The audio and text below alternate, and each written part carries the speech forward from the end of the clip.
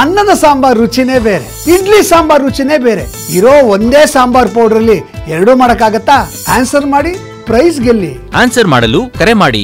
IndiGo ವಿಮಾನ ನಾಗ್ಪುರದಲ್ಲಿ emergency landing ಆಗಿದೆ. ಕೇರಳದ ಕೊಚ್ಚಿಯಿಂದ ದೆಹಲಿಗೆ ತೆರಳುತ್ತಾ ಇದ್ದಂಥ ವಿಮಾನ ಎಮರ್ಜೆನ್ಸಿ ಲ್ಯಾಂಡಿಂಗ್ ಆಗಿದೆ.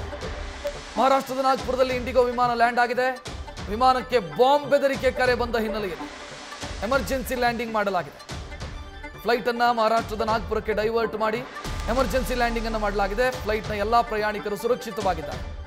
ವಿಮಾನದಿಂದ ಅವರನ್ನು ತೆರವುಗೊಳಿಸಲಾಗಿದೆ. ವಿಮಾನ ಟೇಕ್ ಆಫ್ ಆದ 20 ನಿಮಿಷದ ಬಳಿಕ ಬಾಂಬ್ ಬೆದರಿಕೆ ಕರೆ ಬಂದ ಹಿನ್ನೆಲೆಯಲ್ಲಿ ವಿಮಾನವನ್ನು ಎಮರ್ಜೆನ್ಸಿ ಲ್ಯಾಂಡಿಂಗ್ ಮಾಡಲಾಗಿದೆ ಅನ್ನೋ ಮಾಹಿತಿ ಲಭ್ಯ ಆಗ್ತಾ ಇದೆ. ಈ ವಿಮಾನ ಕೇರಳದ ಕೊಚ್ಚಿಯಿಂದ ರಾಷ್ಟ್ರ ರಾಜಧಾನಿ ದೆಹಲಿಗೆ ಹೋಗ್ತಾ ಇತ್ತು.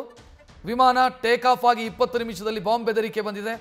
ತಕ್ಷಣ ವಿಮಾನವನ್ನು ಎಮರ್ಜೆನ್ಸಿ ಲ್ಯಾಂಡಿಂಗ್ ನಾಗ್ಪುರದಲ್ಲಿ, ಮಹಾರಾಷ್ಟ್ರದ ನಾಗ್ಪುರದಲ್ಲಿ ಮಾಡಲಾಗಿದೆ ಅನ್ನೋ ಮಾಹಿತಿ ಲಭ್ಯವಾಗ್ತಾ ಇರೋದು. ಇಂಡಿಗೋ ಡೊಮೆಸ್ಟಿಕ್ ಫ್ಲೈಟು ಸದ್ಯ ಎಮರ್ಜೆನ್ಸಿ ಲ್ಯಾಂಡಿಂಗ್ ಆಗಿದೆ ಅನ್ನೋ ಡೀಟೇಲ್. ಹೆಚ್ಚಿನ ಡೀಟೇಲ್ ನೀಡೋದಕ್ಕೆ ಚಂದ್ರಮೋಹನ್ ರೆಡಿ ಇದ್ದಾರೆ. ಚಂದ್ರಮೋಹನ್, ಪದೇ ಪದೇ ಈ ರೀತಿಯ ಇನ್ಸಿಡೆಂಟ್ಗಳು ಮರುಕಳಿಸ್ತಾ ಇದೆ. ಏನಾಗ್ತಾ ಇದೆ ಏವಿಯೇಷನ್ ಸೆಕ್ಟರ್ ಅಲ್ಲಿ? ಬಾಂಬ್ ಬೆದರಿಕೆ ಕರೆ ಬರುತ್ತೆ, ತಾಂತ್ರಿಕ ದೋಷಗಳಾಗುತ್ತೆ, ವಿಮಾನವನ್ನು ಡೈವರ್ಟ್ ಮಾಡೋ ಸ್ಥಿತಿ ಬರುತ್ತೆ, ಎಮರ್ಜೆನ್ಸಿ ಲ್ಯಾಂಡಿಂಗ್ಗಳಾಗ್ತಾ ಇದೆ. ಹೌದು ರಕ್ಷತ್, ಇತ್ತೀಚಿನ ದಿನಗಳಲ್ಲಿ ಭಾರತದಲ್ಲಿ ವಿಮಾನಗಳಿಗೆ ಪದೇ ಪದೇ ಹುಸಿ ಬಾಂಬ್ ಬೆದರಿಕೆ ಕರೆಗಳು ಕೂಡ ಹೆಚ್ಚಾಗ್ತಾ ಇವೆ. ಇದರಿಂದಾಗಿ ಏವಿಯೇಷನ್ ಸೆಕ್ಟರ್ಗೂ ಕೂಡ ಕೋಟ್ಯಾಂತರ ರೂಪಾಯಿ ನಷ್ಟ ಆಗ್ತಾ ಇದೆ. ಒಂದು ವಿಮಾನ ಸಂಚಾರವನ್ನು ರದ್ದುಪಡಿಸಿದ್ರು ಕೂಡ ಆ ಒಂದು ಏವಿಯೇಷನ್ ಕಂಪನಿಗೂ ಕೂಡ 1 ಕೋಟಿ ರೂಪಾಯಿಗಿಂತ ಹೆಚ್ಚಿನ ನಷ್ಟ ಸಂಭವಿಸುತ್ತೆ. ಏಕೆಂತಂದ್ರೆ ಎಲ್ಲವೂ ಕೂಡ ಸಿದ್ಧತೆಯನ್ನ ಮಾಡ್ಕೊಳ್ಳಾಗಿರುತ್ತೆ. ಅಂತ ಸಂದರ್ಭದಲ್ಲಿ ವಿಮಾನ ಸಂಚಾರವನ್ನು ರದ್ದುಪಡಿಸೋದ್ರಿಂದಾಗಿ ಎಲ್ಲಾ ಸಂಪೂರ್ಣ ಹಣವನ್ನು ಕೂಡ ಪ್ರಯಾಣಿಕರಿಗೆ ವಾಪಸ್ ಕೊಡಬೇಕಾಗುತ್ತೆ. ಇದರಿಂದಾಗಿ ಏವಿಯೇಷನ್ ಕಂಪನಿಗಳಿಗೂ ಕೂಡ ನಷ್ಟ ಸಂಭವಿಸ್ತಾ ಇದೆ. ಹೀಗಾಗಿ ಇದ್ರ ಬಗ್ಗೆ ಒಂದು ಉನ್ನತ ಮಟ್ಟದ ತನಿಖೆ ನಡೆಸಲಿಕ್ಕೂ ಕೂಡ ಕೇಂದ್ರ ಸರ್ಕಾರ ಈಗಾಗಲೇ ತೀರ್ಮಾನವನ್ನ ತೆಗೆದುಕೊಂಡಿದೆ. ಎಲ್ಲಿಂದ ಈ ರೀತಿಯಾದಂತಹ ಹುಸಿ ಬಾಂಬ್ ಬೆದರಿಕೆ ಕರೆಗಳು ಬರ್ತಾ ಇವೆ, ಹೇಗೆ ಇದರ ಮೂಲ ಯಾವುದು ಅನ್ನೋದ್ರ ಬಗ್ಗೆನೂ ಕೂಡ ಪರಿಶೀಲನೆ ಮಾಡ್ತಾ ಇದ್ದಾರೆ, ತನಿಖೆಯನ್ನು ಕೂಡ ಮಾಡ್ತಾ ಇದ್ದಾರೆ. ಕೆಲವೊಂದು ವಿದೇಶಿ ನೆಲದಿಂದಲೂ ಕೂಡ ಈ ರೀತಿಯ ಬೆದರಿಕೆ ಕರೆಗಳು ಮತ್ತು ಇಮೇಲ್ಗಳು ಬರ್ತಾ ಇವೆ. ಅವುಗಳನ್ನ ಪತ್ತೆ ಹಚ್ಚಲಿಕ್ಕೂ ಕೂಡ ಕೇಂದ್ರ ಸರ್ಕಾರ ಈಗಾಗಲೇ ಕ್ರಮವನ್ನ ತೆಗೆದುಕೊಂಡಿದೆ. ಇವತ್ತು ಕೂಡ ಕೇರಳದ ಕೊಚ್ಚಿಯಿಂದ ಇಂಡಿಗೋದ ವಿಮಾನ ಟೇಕ್ ಆಫ್ ಆಗಿ ದೆಹಲಿಯತ್ತ ಹೊರಟಿತ್ತು. ದೆಹಲಿಗೆ ಹೊರಟ 20 ನಿಮಿಷದಲ್ಲೇ ವಿಮಾನದಲ್ಲಿ ಬಾಂಬ್ ಅನ್ನು ಇಡಲಾಗಿದೆ ಎನ್ನುವ ಮೆಸೇಜ್ ಈ ಏರ್ಪೋರ್ಟ್ಗೆ ಬಂದಿದೆ. ಇದರಿಂದಾಗಿನೇ ATCಯ ಮೂಲಕ ವಿಮಾನದ ಪೈಲಟ್ಗೆ ಮಾಹಿತಿಯನ್ನು ಕೊಟ್ಟು ವಿಮಾನವನ್ನ ಮಹಾರಾಷ್ಟ್ರದ ನಾಗ್ಪುರ ಏರ್ಪೋರ್ಟ್ ನಲ್ಲಿ ಎಮರ್ಜೆನ್ಸಿ ಲ್ಯಾಂಡಿಂಗ್ ಅನ್ನ ಮಾಡಲಾಗಿದೆ. ಈ ವಿಮಾನದಲ್ಲಿದ್ದಂತ ಎಲ್ಲಾ ಪ್ರಯಾಣಿಕರನ್ನು ಕೂಡ ಸುರಕ್ಷಿತವಾಗಿ ವಿಮಾನದಿಂದ ಕೆಳಗಿಳಿಸಲಾಗಿದೆ.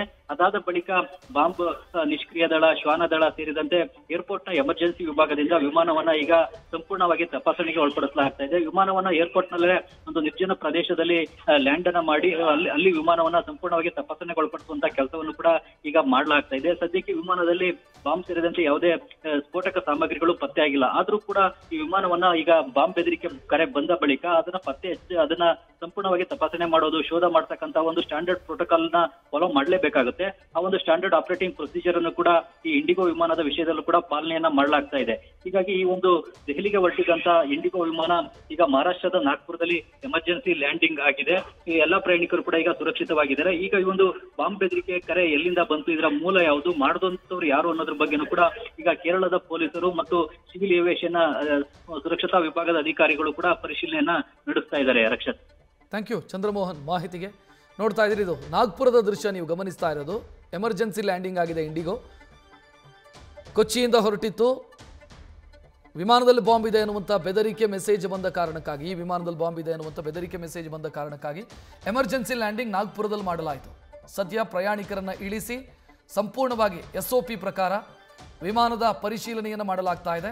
ಈ ಹಂತದಲ್ಲಿ ಇದು ಹುಸಿ ಬಾಂಬ್ ಕರೆ ಅನ್ನೋ ಕನ್ಕ್ಲೂಷನ್ಗೆ ಅಧಿಕಾರಿಗಳು ಬಂದಿದ್ದಾರೆ ಅನ್ನುವಂಥ ಮಾಹಿತಿಯೂ ಕೂಡ ಲಭ್ಯ ಆಗ್ತಾ ಇದೆ. ಪದೇ ಪದೇ ಈ ರೀತಿಯ ಇನ್ಸಿಡೆಂಟ್ಗಳು ಮರುಕಳಿಸ್ತಾ ಇದೆ. ಒಂದು ತಾಂತ್ರಿಕ ದೋಷದ ಕಾರಣಕ್ಕಾಗಿ ವಿಮಾನ ಪ್ರಯಾಣ ರದ್ದಾಗ್ತಾ ಇದ್ರೆ, ಅನಾಹುತಗಳು ಸಂಭವಿಸಿದರೆ, ಮತ್ತೊಂದು ಕಡೆಯಲ್ಲಿ ಈ ರೀತಿ ಹುಸಿ ಬಾಂಬ್ ಕರೆ ಬರೋ ಕಾರಣಕ್ಕಾಗಿ ಏವಿಯೇಷನ್ ಸೆಕ್ಟರ್ ಸಮಸ್ಯೆಯನ್ನು ಅನುಭವಿಸ್ತಾ ಇದೆ. ನ್ಯೂಸ್ ಫಸ್ಟ್, ನಿರ್ಭೀತಿಯಿಂದ ನಿಮ್ಮ ಪರವಾಗಿ.